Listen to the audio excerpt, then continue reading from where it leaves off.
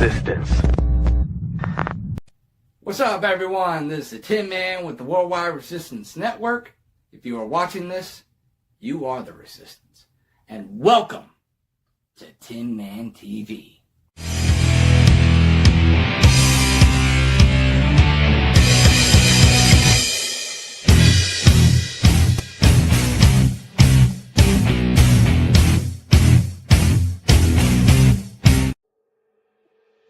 Good morning, everyone. Yes, I am your host, Christopher Sheldon, also known as the TinMan. Why? Because I tend to be a cold, heartless son of a bitch.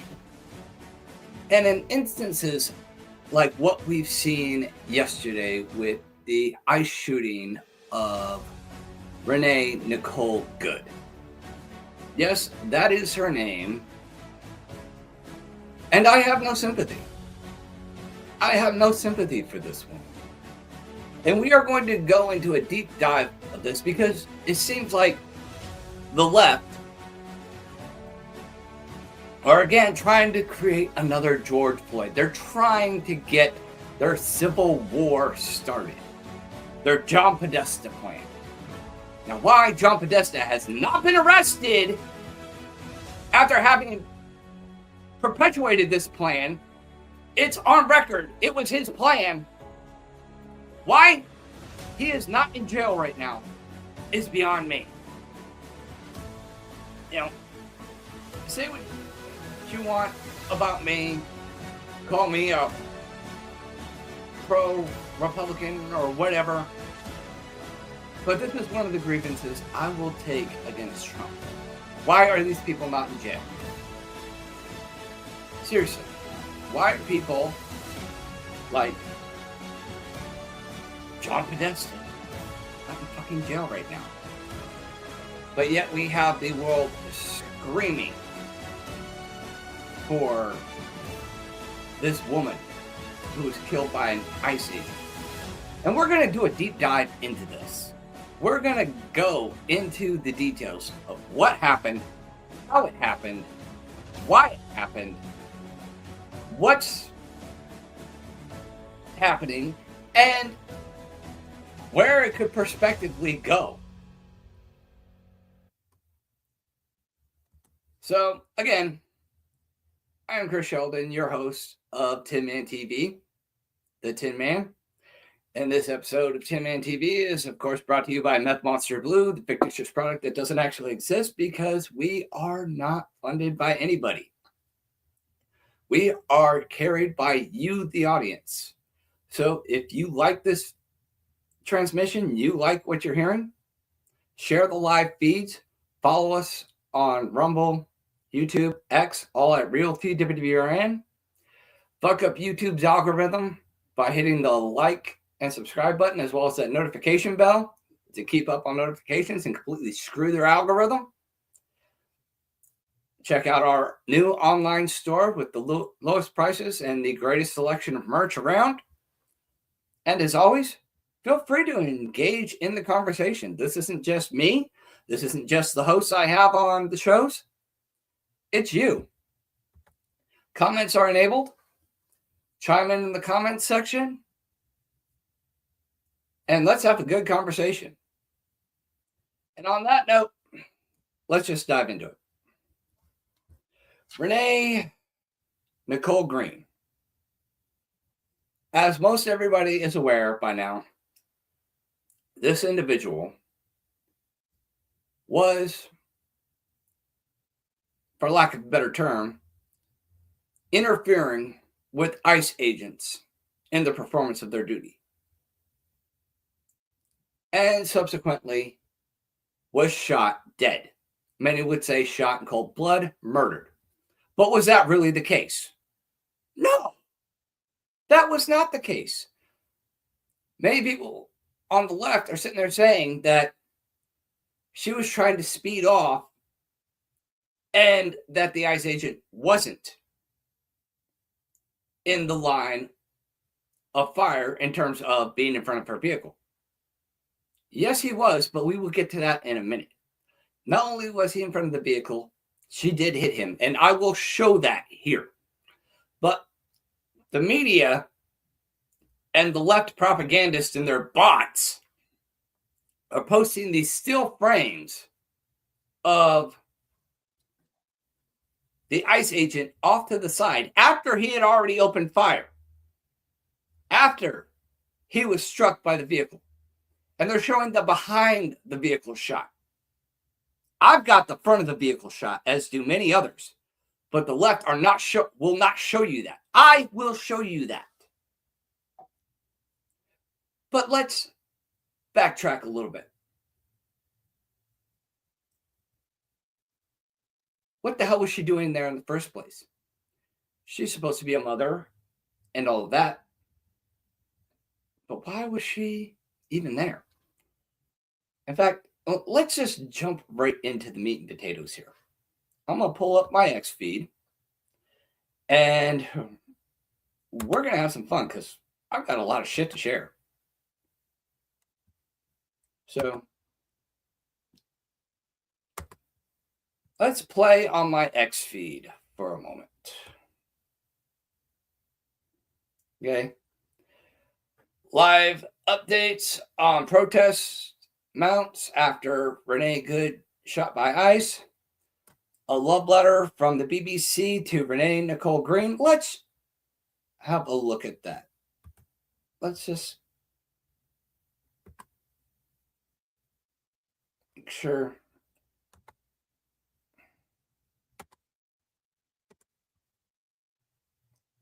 Show me this again.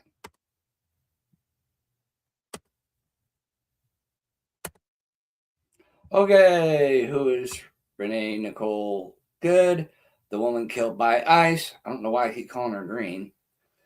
The woman shot dead by a federal immigration agent in Minneapolis has been identified as Renee Nicole Good, a 37-year-old mother of three who just moved to the city. She was a prize-winning poet and hobby guitarist who city leaders have said was there as a legal observer of immigration and customs enforcement. Okay, that's interesting. Let's see, just keep going here. But the Trump administration has called her a domestic terrorist. Good's death has sparked protests across the country, with many people holding signs that read "Justice for Renee." Her mother, Donna Garner, is that Garner? No. Ganger told the Minnesota Star Tribune that her daughter was probably terrified during the confrontation with officers that saw her fatally shot, and that she was one of the kindest people I have ever known. She was extremely compassionate, Garner told the Daily newspaper. She's taken care of people all her life. She was loving, forgiving, and affectionate. She was an amazing human being. Her father, Tim Ganger, told the Washington Post that she had a good life, but a hard life, a fundraiser for Good's family, which was set up with a target of $50,000, 37,000 euro, raised more than 500,000 in the first 15 hours. Gee, I wonder where most of that money came from. George Soros!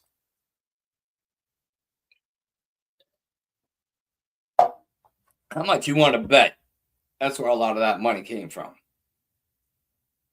Propagation. But let's go back to X here. Was she really a victim?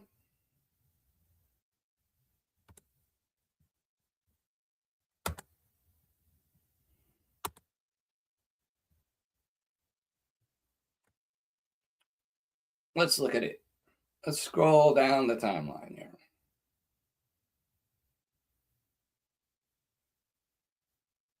Okay, first of all, you look at the position of her vehicles. She positioned it right in front of the ICE agent.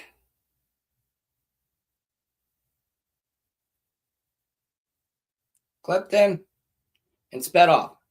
First of all, you are being arrested clearly she is being arrested by ICE. Now, ICE generally doesn't arrest civilians unless they are interfering with what ICE is trying to do. They're a federal agency. If the only thing you're going to get arrested for by ICE is if you are interfering with their operations. So you have her being arrested, evidently, or officers attempting to arrest her for what is obviously interfering with a federal agent. Okay? That's felony number 1.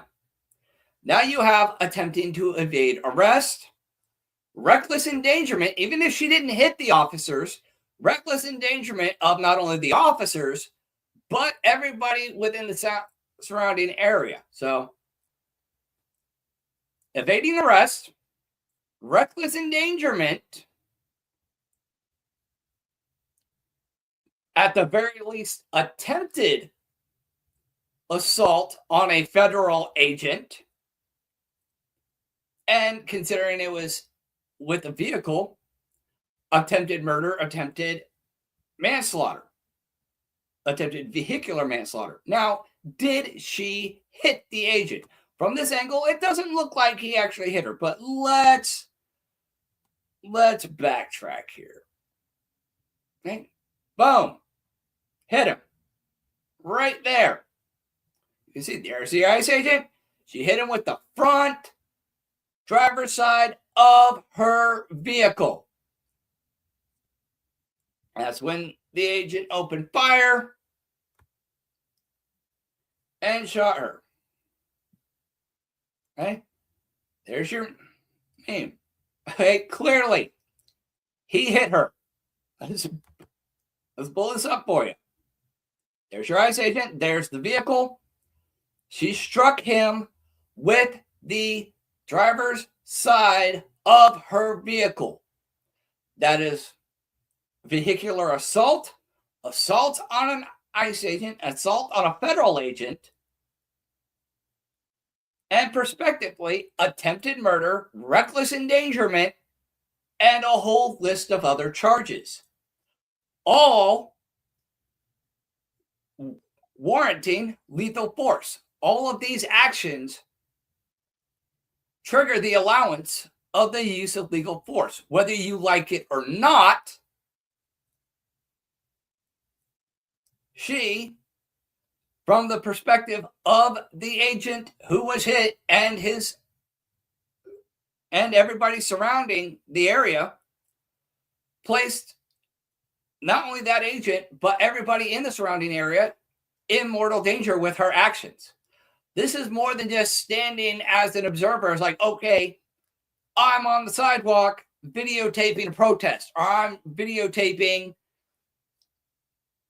a police activity or federal activity. Okay?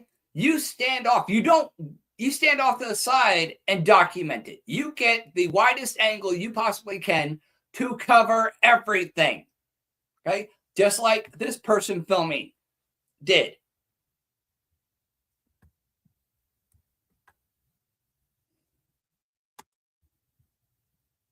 You don't sit there and get in the middle of what the police or federal agencies or even military personnel are doing. You don't do that. It's called impeding an officer or a federal agency. Okay, you do not impede on the investigations or ongoing activity of police or federal agencies. That's a big no-no. You go to jail for that. That's a felony. Big fucking no-no. You don't fucking do that shit. So yes, you have her in the middle of this whole thing with ICE. ICE agents move to arrest her. She attempts to flee the scene while an ICE agent is in front of her vehicle. In fact, let's go back to that. I'm going to see if I can dig up the footage.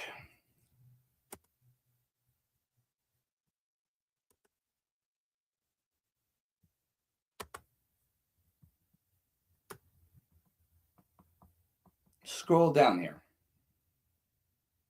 Yeah, I post a lot on X.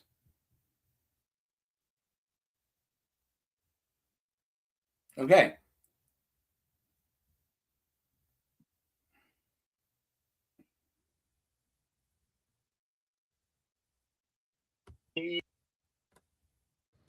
Now, prior, you had the two agents coming up from the left.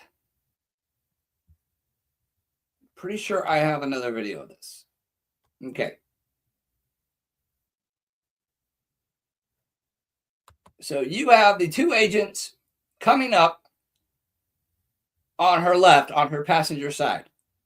While that is happening, if you watch the other video, the third agent, the one that opened fire, was coming up from her front on the passenger side in front of the vehicle. That is when she repositions her vehicle and speeds off with said ICE agent in the line of fire. He's planning on ramming him.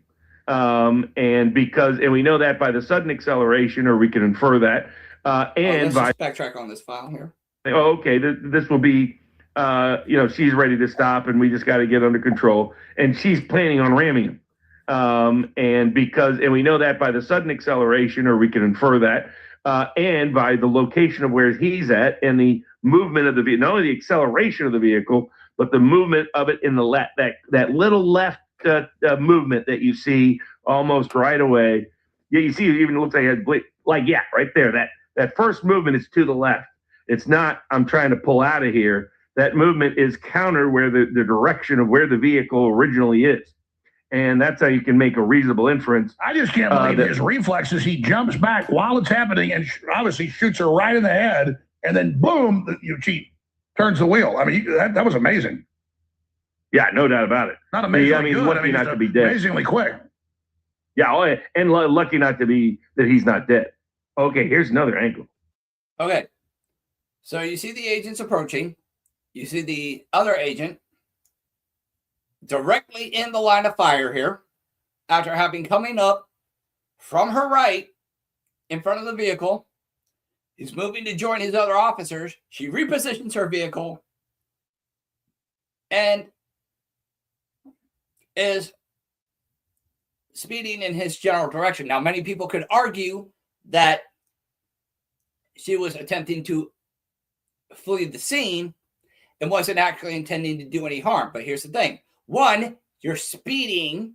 Two, you're speeding on an icy, snowy road where traction and vehicle control are often greatly reduced. So you are placing everybody within the surrounding area, including bystanders such as this person, in mortal danger. Because what if she spun out of control and the vehicle whipped and knocked out those ICE agents and subsequently spun around and hit this person?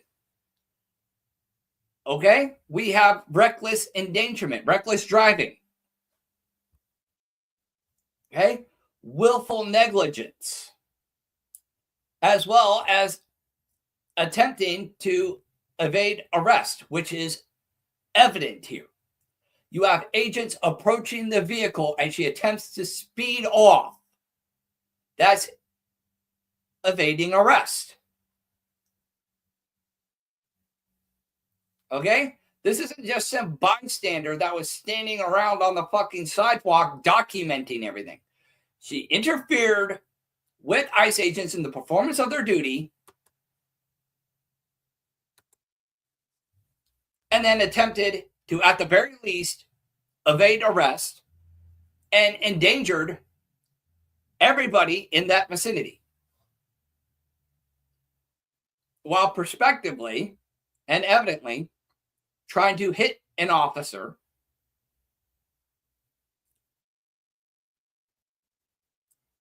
which all resulted in the authorization of lethal force. Now, you don't have to like that. You don't. It's really fucked up that a human being, a mother of 3, had to die because of something so insanely fucking stupid. And this is where I take my fucking grievance. And why I have no sympathy and am outright disgusted, as a former Democrat, outright disgusted with the Democratic Party and the Democratic left. These politicians are encouraging their constituents to be cannon fodder, to be sacrificial lambs, to start a civil war. They're already calling this woman the next George Floyd 2.0. You have Tim Walz, who's currently under investigation for the Minnesota fraud that's been going on. You know, he's an intricate part of that investigation. Now calling for the use of National Guard. And many are suggesting that he is inciting a civil uprising against federal agencies doing their job. Now, here's the thing. You can employ the National Guard. You can deploy the National Guard if you want. But here's the thing. Who the fuck do the National Guard inevitably answer to? The Commander-in-Chief. He is the supreme military power. Not the governors. Yeah, they can answer to you first, but ultimately they have to answer to the supreme authority, which is the Commander-in-Chief of the United States military, which, like it or not, is Donald Trump. Okay, you don't have to like it, but that's a fact. Okay? It doesn't matter what the governor says. It doesn't matter what the mayor says. It doesn't matter what the governor says. It doesn't matter what Congress says or what anybody else says. If the order comes from the top, that's the order you follow. Doesn't matter what any of the subordinates say. Doesn't matter what the governor says or the mayors or anybody else says. If the Commander-in-Chief says jump, you jump. Okay, that's how it works. Chain of command. And if the very top says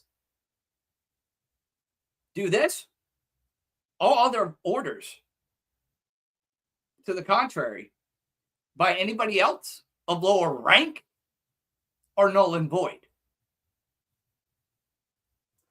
So if Tampon Tim thinks he's going to interfere and have the National Guard interfering with ICE, good luck with that, buddy.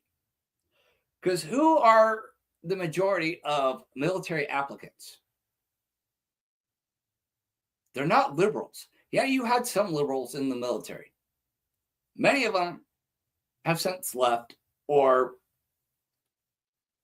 been outed because of the old gender dysphoria thing. So the majority of your legitimate active military personnel are going to be conservatives, majority of which probably pro-Trump conservatives. So, and that includes the sergeants, generals, and whatever. More than likely, they're going to side with the Commander-in-Chief if the Commander-in-Chief gives an order. So at which point you have to lean on civilian militia and hope those militia aren't conservative, because most militias that are ready are most likely conservative, very conservative leaning. I mean, you could rally your little mobs and whatnot. You know, George Soros can throw out money, but how far is that going to get you in contrast to a legitimate, well-trained paramilitary militia, National Guard? Come on, guys.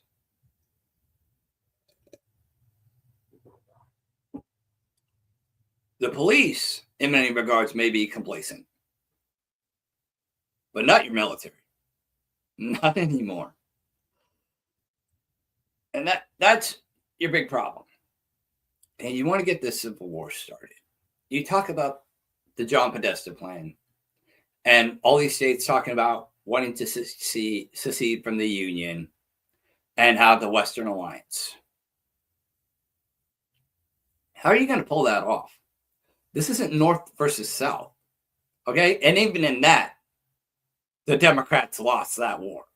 And let's not mince words. Yes, the South, the pro-slave motherfuckers that bitch for reparations and all this other shit, they're the ones who were fighting for slavery. They're the ones that stood against every civil rights legislation.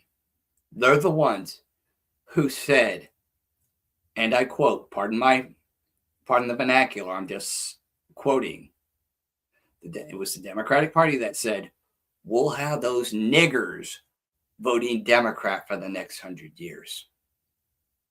Okay? Again, I apologize for the language and the use of the N-word,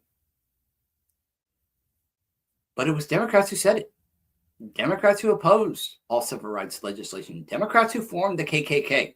Democrats who seceded from the Union in the 1800s and sparked the Civil War. And they lost that war. They lost it all. Even the majority of African Americans don't support the Democratic Party anymore. The only constituents they really have is radicalized women who are probably dependent on county aid and are defending their quote, way of life, or migrants. And even on the migrant front, and even in just common sense, women and mothers who might be on county aid, those numbers of support for the Democratic Party are dwindling. But for those who remain, it has to be asked, why are you doing this? What are you really fucking fighting for here? You want to sit there and cling to this argument, orange man bad, like it's your ace in the fucking hole. Okay, that is your fucking go-to argument. It's like, oh, why are you impeding ICE? Why are you fighting the deportation? Orange man bad! Orange man bad! That's your go-to? That's your trump card, pun intended? Come on. What the hell? That's literally your argument for 99% here? Orange man bad. Orange man need to be impeached. Orange man need to go to jail. For what? ICE agents doing their job? Oh, ICE is a tyrannical system. They hide their faces. Federal and local law enforcement often hide their faces, especially when there's an investigation. Okay, police operate in different towns than the town in which they live in most cases because of the prospect of retaliation. Many agents, especially in SWAT, when doing a drug bust or something, often have undercover operatives who will be a part of that SWAT team who were previously undercover. But in case things go sideways or these people get out, those people can't be targeted for retaliation, so their identities are hidden. Their badge numbers and their whatnot are still visible. Same with the federal agencies. But their faces are generally hidden for their protection, especially if they're operating in the same town in which they live or were part of an undercover sting operation. It's very common. Watch the original Fast and Furious when Brian was working as an undercover agent, and SWAT busted into the Asian dude's house. What the fuck was his name? Can't remember his name. It's been a while since I've seen it, but they busted into the house, and Brian was wearing a ski mask to hide his identity because he was undercover. It's not an uncommon thing. Okay, so don't think this is, the Klan 2.0. No. Okay, this is a common practice dating back decades for the protection of law enforcement and military and federal personnel.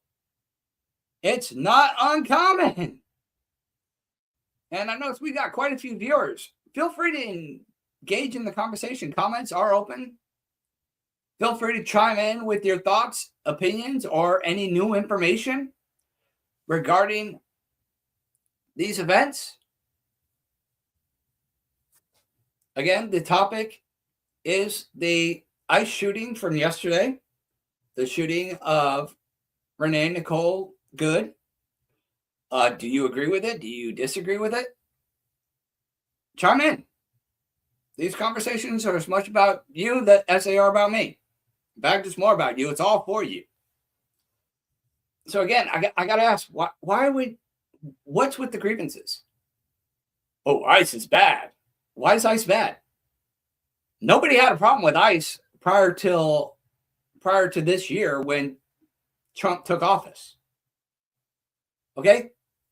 ICE was created in 2002 under the Bush administration. Okay? A year after 9/11. What's up, Brady? Yeah. Orange man bad. Yeah, that seems to be their only trump card. Pun intended. But like, people have these grievances with ICE. Somebody explain this to me. ICE has existed since 2002. Was created by George Bush Jr. during his first administration, a year after 9/11. And it was for the purpose of combating illegal immigration into the United States. Nobody had a grievance with that. You know, even people who were opponents of Trump, nobody really said anything against it. Nobody said anything against the creation of ICE. And we go from 2002 to 2025. 23 years. Nobody, including Democrats, have a problem with ICE. In fact, Obama used ICE quite efficiently. It's one of the things he actually did right. Okay, Obama used ICE. Look it up. Okay, currently, I think he holds the record over Trump in the amount of deportations. So do explain to me why Democrats now have a problem with the same organization that their hero, Barack Hussein Obama, utilized to execute more illegals and deport them, to execute more deportations of illegals than the Orange Man. Do explain this to me. Why do you have such a grievance there? Oh, ICE is hiding their face. Okay, we've already addressed that. It's a common practice amongst law enforcement and federal agencies. Okay, dating back decades. It's not a new thing. It's not a racist thing. It's a protection thing. Okay? How many people get pissed off at a cop because they got arrested? Come on. How many people, if they knew where a cop actually lived, wouldn't show up to that motherfucker's house and plant a pipe bomb or something like that? Come on. Let's be honest here. Let's not mince words. It's for their own protection, and you can't blame them. And if you want to blame them, then you're hypocrites, because you're fucking Antifa militias hide their faces all the fucking time. In fact, most of you are always hiding your face, even before Antifa was declared a terrorist organization, they were hiding their face. Hypocrite much? Come on. Don't piss on my fucking head and tell me it's raining. No. Again, why would you go for this?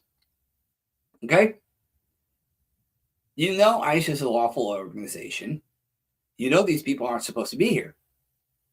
And many people are, I see these stupid ass arguments all the time of, if you deport 40 million working, tax-paying illegals, that's X amount of money in taxes that'll be lost by the U.S. economy. First of all, taxes don't affect the U.S. economy. That's one. Two,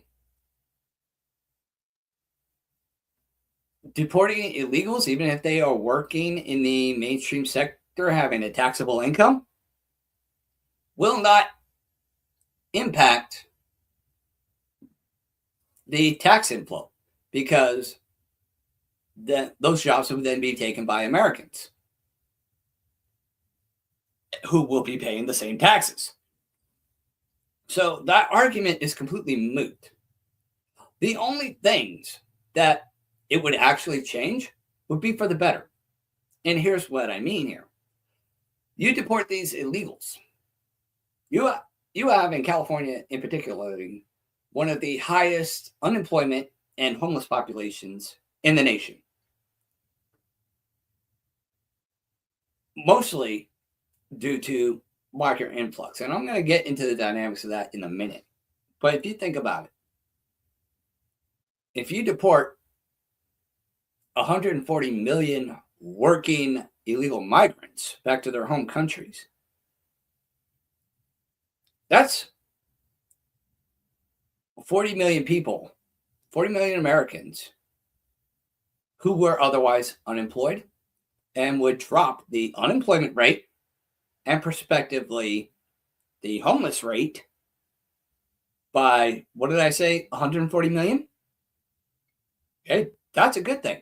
And as far as the economy goes, that would impact the economy, again, in a positive note, because most of those migrants were sending the vast majority of that money to their home country, to their families, supporting that country's economy.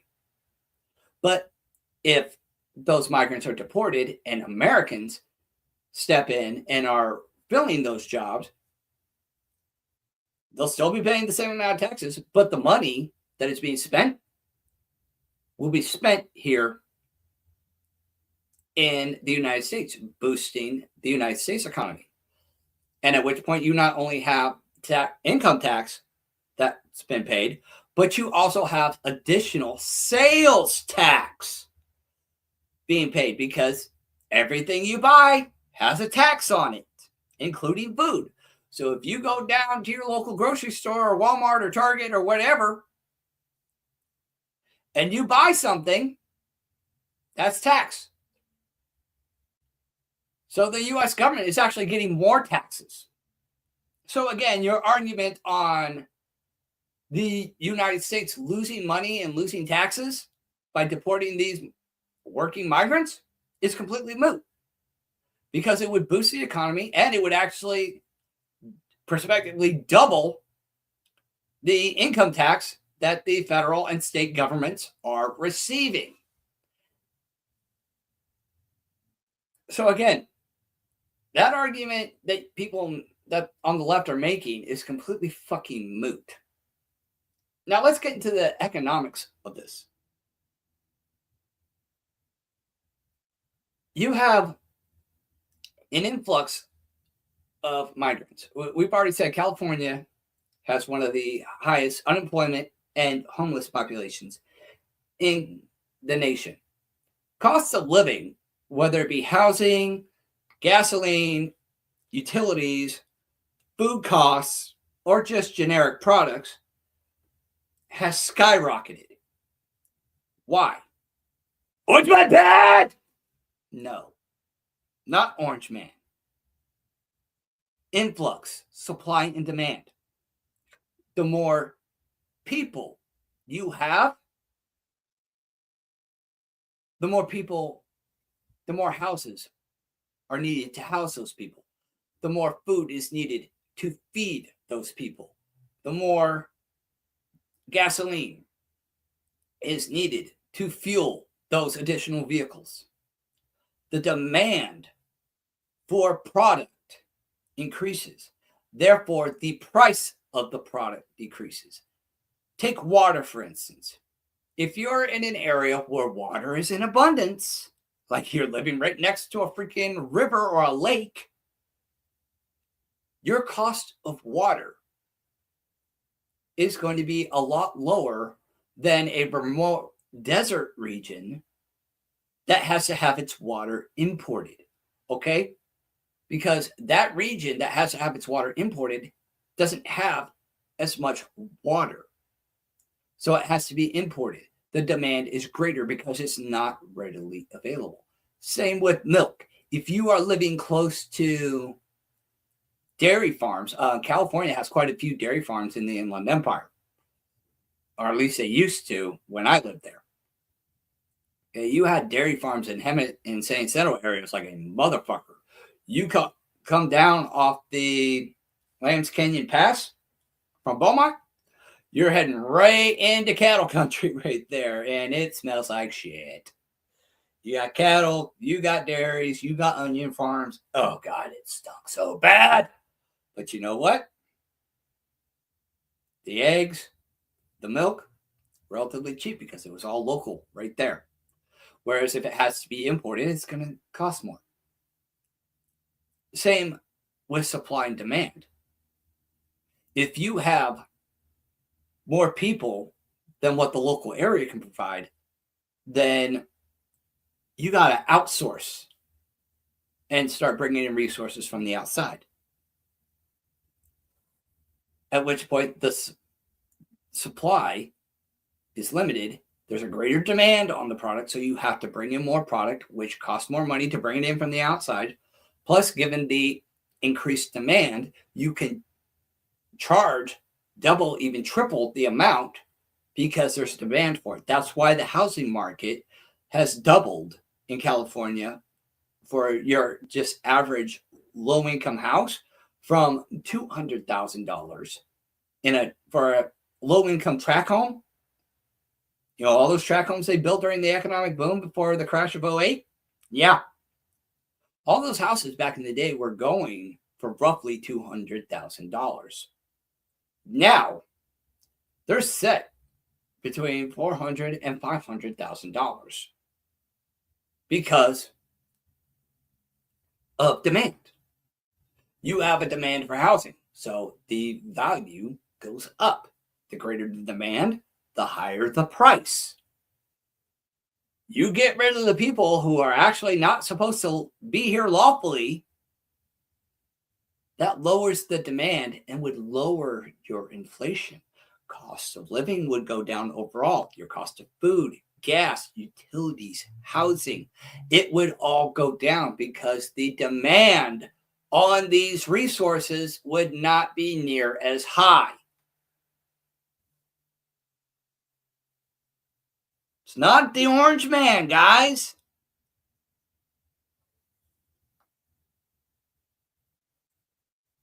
We saw it here in Tennessee. Not only with the migrants coming in, but people from other states because they can't make it in California. Many people from these Democratic states came to Tennessee and other conservative states because the cost of living was lower and there was more job availability, which drove up the market costs of housing, utilities, gas, and food, and everything else. So it's not orange man bad, okay? It's just common sense. Supply and demand. The more people you have, the more demand on goods and services you have. Okay? Common sense. Now, if you deport those people who aren't supposed to be in this country, guess what? the demand goes down because there's not as many people. And a lot of houses would have been built and a lot of resources brought in to accommodate that populace. But if that populace is now gone, you now have an abundance of resources at your disposal. You have an abundance of houses at your disposal. You have an abundance of jobs at your disposal. Demand on productivity goes down, and ergo, the price goes down. It's reverse inflation, for lack of a better term. Okay? Back in the day when ICE was first implemented, the big argument was migrants are taking our jobs. It's not just a matter of taking the jobs. They're increasing the cost of living, the demand for housing, food, and other resources, which is driving the cost of living up. You get rid of the illegal migrants and you send them home, your economy booms. Homelessness and unemployment drops like a motherfucker. The cost of living drops like a motherfucker. So what are you fighting against? Oh, Orange Man puts migrants and children in cages. No, that was Obama. Orange Man deports migrants to other countries rather than their home countries. Because most of that was Venezuela. And now that Nicolas Maduro has been overthrown and arrested, we can actually put forth effort to getting those migrants returned to their proper homes. Okay? Don't think that won't happen. Okay? It's called humanitarian effort. Okay? It is a prerequisite of these agencies. So don't think that these people won't make it home, because they will. So there is no valid argument other than you are just willfully ignorant or you want a civil war. And at which point it has to be asked, why do you want a civil war? Orange Man bad! Orange Man bad! Really? Trump's not going to be president forever. Okay? He's not. Okay? He's got 3 years left. At which point you hold new elections. And you can elect somebody better or somebody worse or somebody equal. Okay? It's whatever. Right? The premise to go to war because of the sitting president who cannot run for another term is relatively stupid. You'd be better off just biding your time. Because look at it. The Civil War aspect, it's not going to go well, because then you have a national crisis, which constitutes a national emergency and martial law scenarios, which means the sitting president can suspend elections. Not saying he would or wouldn't. I don't know what he would do in that instance. But if you want the Orange Man out, probably best not to create a situation that would allow him to stay in office past his term, maybe even indefinitely. Come on. Now let's look at the war aspect. The first Civil War was North versus South. But you have a bit more of a diverse map now. In fact, I'm going to look it up. States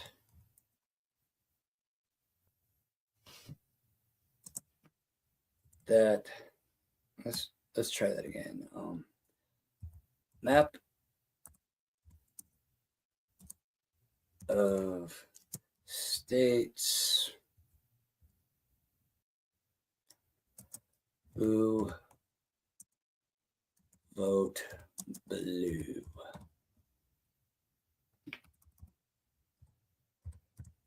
All right, let's have a look here and see what we can find. Okay, here we go. We got a good map here. Let's look at one of these maps.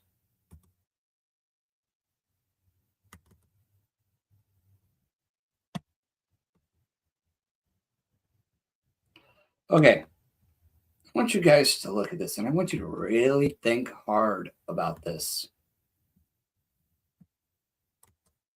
Red versus blue states. Okay? Now, you have what is called the Western Alliance. If you conduct a civil war, you've got a big problem here. It's called supply lines. Okay? Most of your industrial is in this area here. Georgia is completely isolated. They're going to fall quick. Most of your agriculture comes from here and somewhat in California. Most of these states, they're going to crumble because they don't have as much infrastructure in terms of manufacturing or farming. Okay? Same with many of these states. Georgia would be first to fall because they are completely surrounded. These states are probably a good second. Hawaii, that'll probably be taken last just because they're isolated and really can't do much. Okay? And the Western states will be next. Okay? You're isolated. You have no supply lines. Okay? Your resources are spread abroad, much of which is coming from the South. A lot of your agriculture, a lot of your farming, a lot of your industry comes from these states. Okay? California in particular used to have quite a bit of industry. Not so much anymore. Michigan, Minnesota, Wyoming, Illinois, not so much. And they're very cold states, very cold states. Okay? Not a lot of people are going to be wanting to get out and fight in the wintertime and have your little individual militias. Okay? So you have a very big problem with supply lines and isolated territories that are surrounded by enemy combatants. Now, you also have your military bases in many of these areas. Again, most of which are run by conservatives. Yeah, you might have a Californian who joined the military, but he might be sent somewhere else. Okay? And if he's if he's a liberal, it's join the conservatives or face court-martial. Okay? So your liberal strongholds in any regard of any military personnel that you have serving in, especially Confederate or not Confederate, fucking conservative states, would be court-martialed if they don't follow military orders.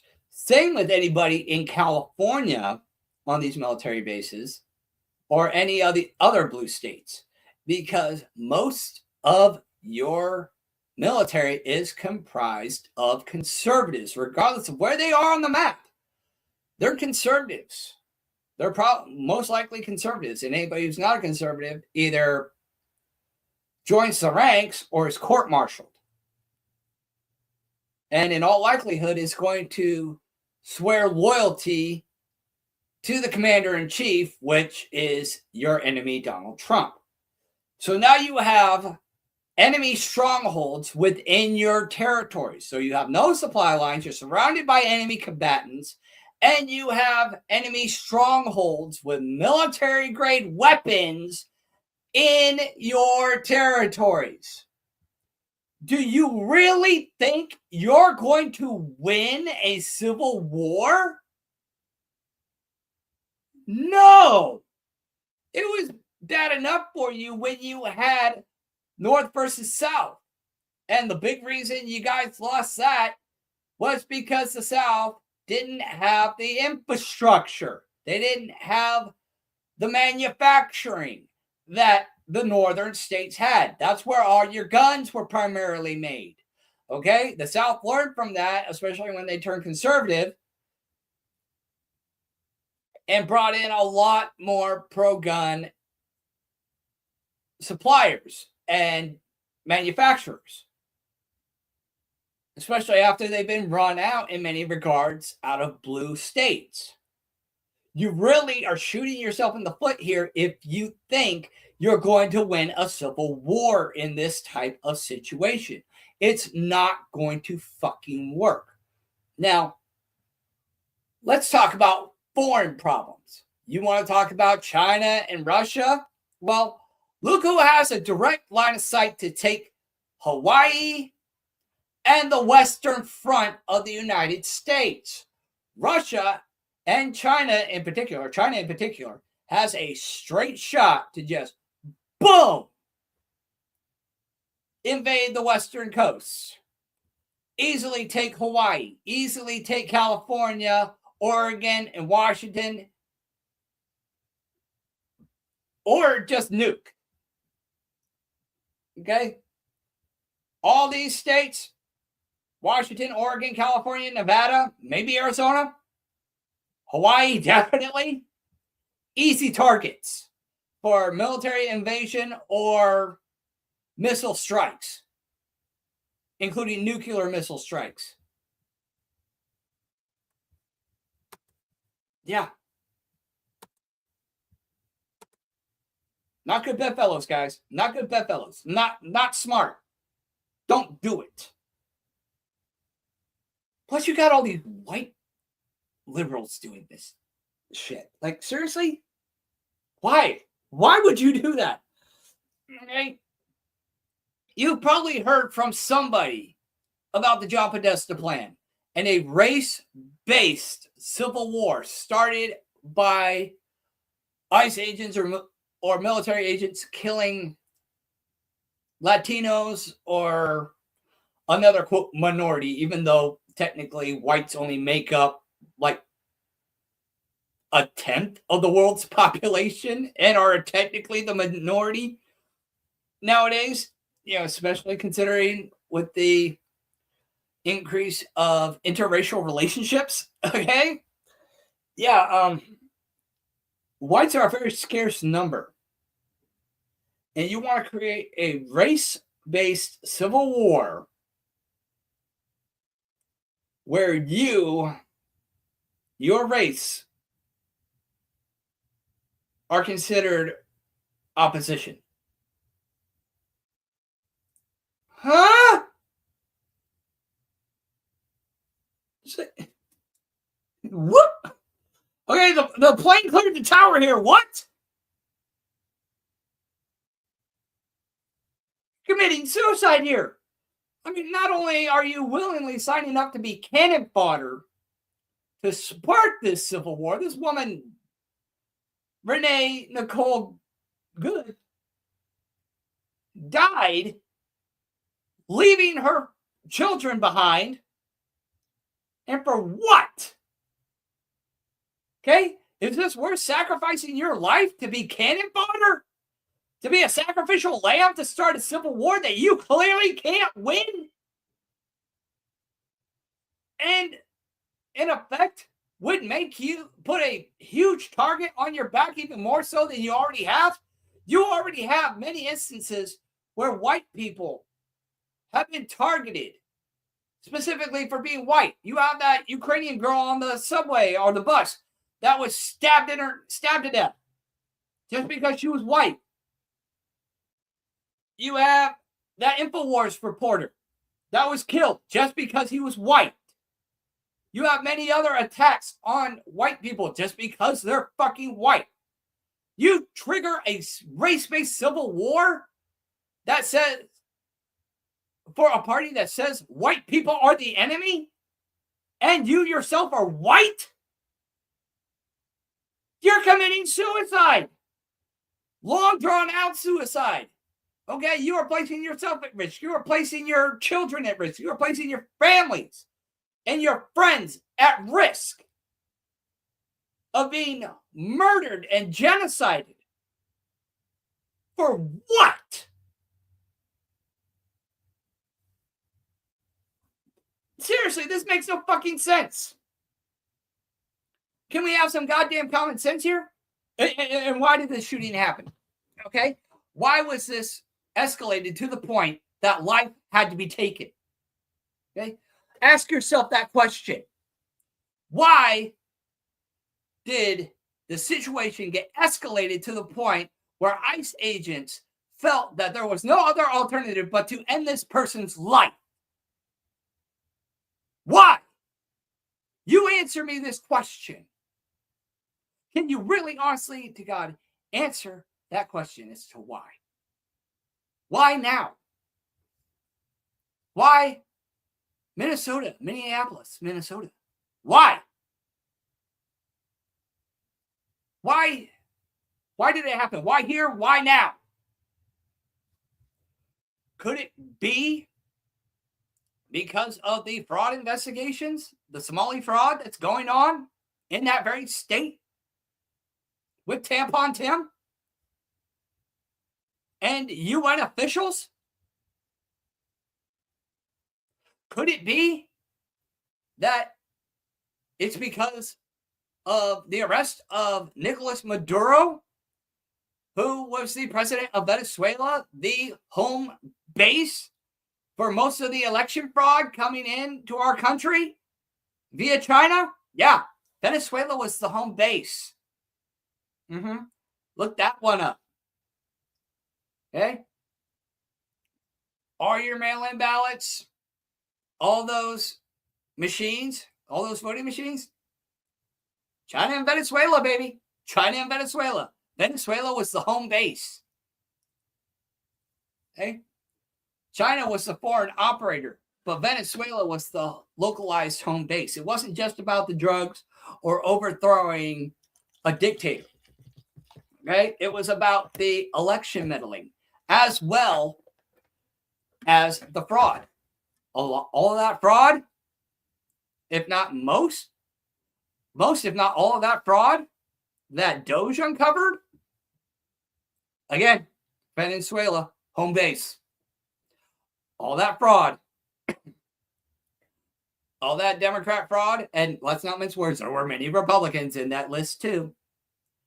Yeah, you don't hear about that much, but they're there, trust me. All that fraud, all that election fraud, all that money laundering that Doge found, all being run through Venezuela. It wasn't just about cutting off the drugs. It wasn't just about keeping the oil out of China's hands. Election fraud and money laundering. So you want to know how it impacts our country? Okay, election interference, money laundering, using an outside holder, the influx of drugs killing Americans. And let's be honest, Democrats, do you really want oil reserves in the hands of China and Russia to where they can sit there and flex on the United States and assert dominance over us? You say your opponents of China and Russia. Do you really want them having influence and control and power over the United States by way of resources and economics? No, come on, think about it. You people aren't stupid. Use your heads. Stop being blinded by loyalist ideals and just start really looking at the facts and using your head. Okay? Now, let's look at Nicolas Maduro. You already have the fraud that's been uncovered, and the Trump administration would like to take credit for that, but we all know who blew the whistle on that. Okay, and good on that young man for that. We all know who we're talking about here. His name eludes me for the moment, but we all know who I'm talking about here. Bravo to that young man. Bravo. Okay. Much love and many, many props to the young man who uncovered the fraud in Minnesota, Minneapolis. Now, you have that. You have the arrest of Nicolas Maduro. And not more than a few days later, this shit with ICE pops off. Can we say convenient? Okay. I think that's a little bit too convenient. And I'm willing to argue that it's a smokescreen, a distraction, and that they want to distract you because the canary is about to fucking sing. He's about to tell who was behind the election fraud, who wanted it. He's about to name names, not only in the election fraud, but the money laundering.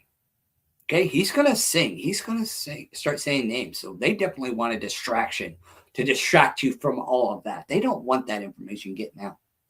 And I would not put it past the Democrats and the CIA or anybody else who was involved in money laundering, whether on the left or the right, to use this ICE ordeal as a distraction to distract from Nicolas Maduro so that somebody can go in there and Epstein his ass and unalive him just like they did Epstein. Oh, Epstein hung himself even though he didn't have the means to do so and was under constant surveillance. Okay, you think that these people aren't going to kill the canary before it has a chance to sing? Come on. And that they're not going to pose a distraction in a smoke screen so that they can do it? Come on. If I thought of this, you think these high-end CIA officials and Democrats didn't think about this? Seriously. How many people who were associated with the Clintons have ended up dead? And the Clintons were never once investigated? Come on. These people aren't blundering novices. These people know what they're doing. And you think they're going to let Nicolas Maduro sing? No. And that's why these broadcasts are so important. We need to get the word out to the Trump administration. Alex Jones and others who have the president's ear, need to get this out there and let the president know, hey, you need to put Maduro into protective custody and get him on record ASAP with all the names. You need to get that deal struck and get him to sing like a canary on record fast before the Democrats or the CIA have a chance to JFK his ass. Seriously.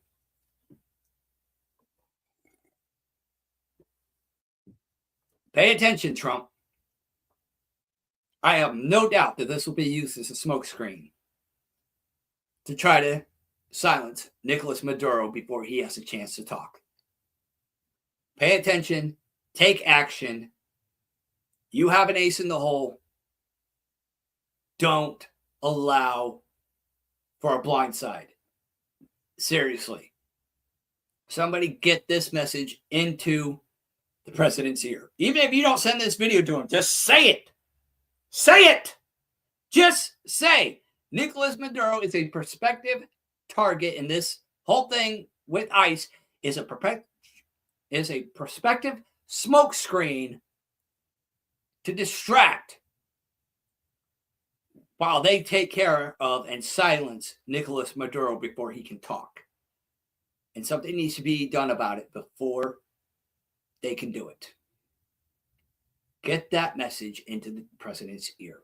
And for everybody else, pay attention to what I've said and everything I've outlined in this video. It's common sense shit. I can understand. You were born in a Democratic state. All your friends and all your family are Democrat. Okay? I get it. Just like if you grew up in a Protestant or a Baptist home, that's the religion you're going to ascribe to. Okay, you grew up in a particularly conservative home or a particularly liberal home. That's the political ideology you were raised with and what you're most likely going to go with, unless you become completely desensitized like I have. Okay? But you need to get on board. with the majority of America who have followed suit like I have and taken a step back and just looked at the situation and going, what the fuck are these people doing? These are not the ideals I grew up with. These people clearly aren't representing me. Again, when the Democratic Party says they're about the party of the poor people, why aren't the poor people ever being helped? Okay, why are the poor Democrats still impoverished and dependent on the system? Well, you got to have a poor class in order to have your voting class, because if you're the party of the poor people, you got to have poor people who will vote for you. Because if the Republicans are the party of the working class, if the Democrats get the poor class working and therefore they become a part of the working class, ergo, the Republicans would then represent their interests more than the Democrats would, and at which point these people would no longer vote Democrat. So you got to keep the poor people poor so that they'll keep voting for the party of the poor people. That doesn't actually help you out of poverty.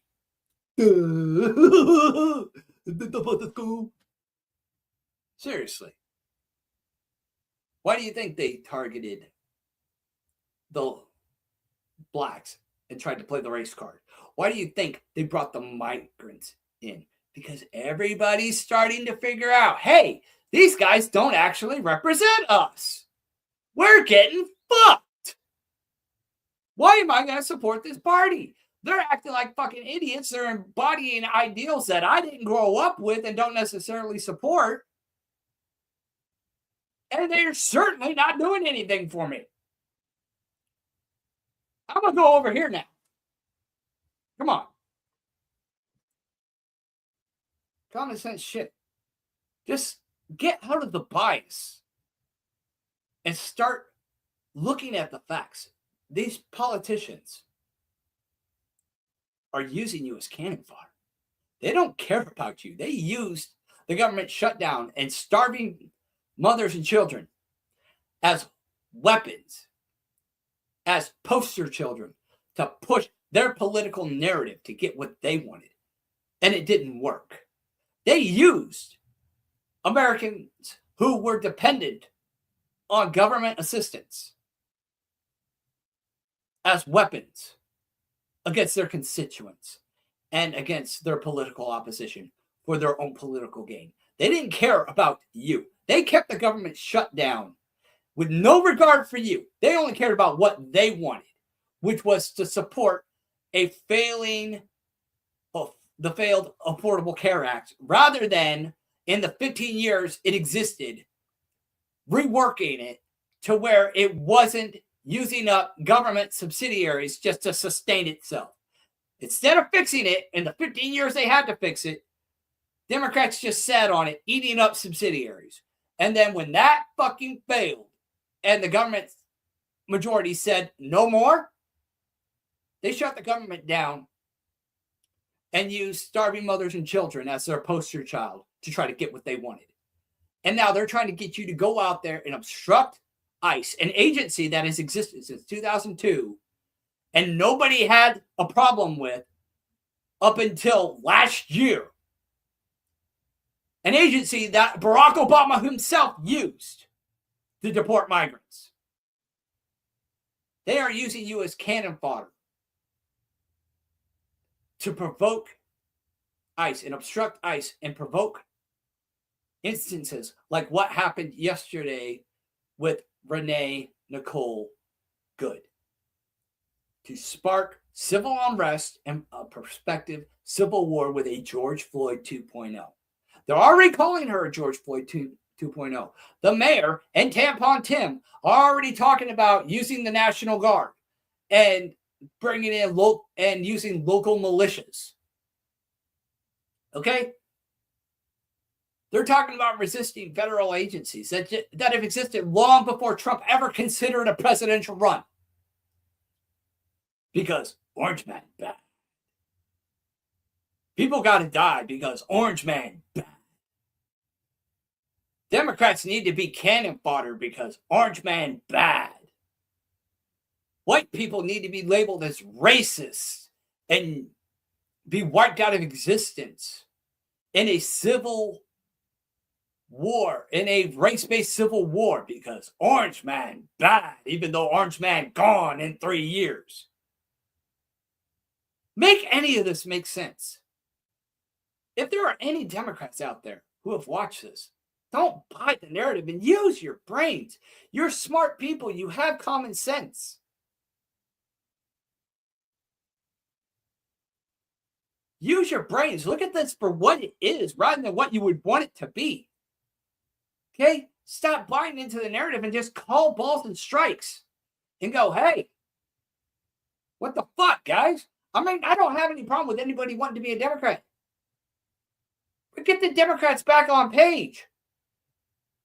Push back and stop being mindless little yes men and go, hey, what the fuck you doing?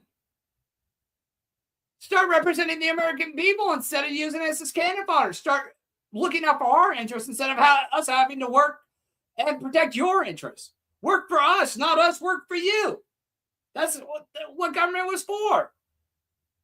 The government was supposed to be there to work for the American people, by the people, for the people, right?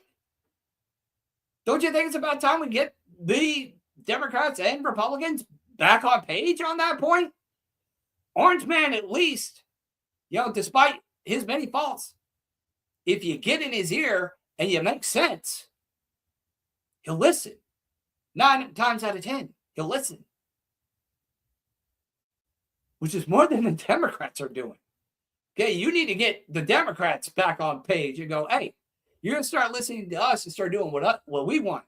You're going to start working for us and not us not working for you. Okay? And you need to at very least start. It starts with just opening your eyes and just putting aside the bias that just because you grew up with this, or because you live in that area and your friends and family are this, that you have to just blindly follow it wherever it goes. You can be a free thinker and say, no, I don't like the direction this is going. You need to course correct. That's what being a true Democrat or a true Republican is as a voter, holding your party accountable. Not just excusing it. Not excusing it. By no means, do not excuse it. But hold your party accountable and make them work for you. Make them be by the people, for the people, instead of the voters working for the elected. And all this chaos ensuing at the expense of the American voter. Let's just look at the situation and what happened yesterday with Renee Nicole Nicole Good for what it is. She repositioned her car as that agent was walking in front of her. She put the pedal to the metal as the agent was in front of her vehicle. She hit him. She and her actions authorized the use of lethal force that resulted in the ending of her life and her children now being without a mother. That is the reality of the situation, and we need to own that, and we need to get others to own that as well. And we need to get people to understand not only what happened, but why it happened. And all the variables I've outlined, and why doing this shit and following along with this narrative is a real stupid idea. And that's all I've got for you guys today, ladies and gentlemen. I don't really know what else to really add to this. So I'm just going to go ahead and put the turkey in the oven.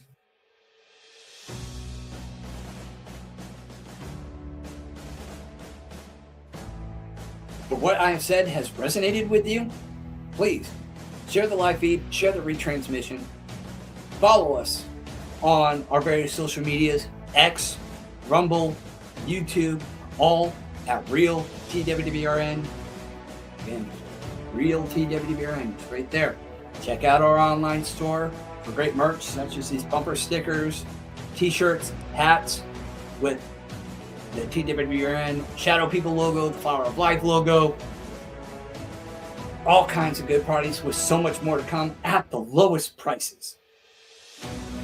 I set this at the absolute bare minimum that I could. I'm literally be making pennies on the dollar for any fucking sale that we make in the online store. So it's not about making a profit. It's about a message. Because if you wear a TWWRN shirt, if you support the broadcast and you're wearing a TWWRN shirt, you're creating awareness of the messages that we are sharing. You are opening the door to discussions and people going, hey, what's TWWRN? What's the Worldwide Resistance Network? Oh, well, they're this online activist community and they talk about this, that, and the other, and you can segue that into any issue that you're passionate about. And nobody can get pissed at you for forcing your political beliefs because they asked.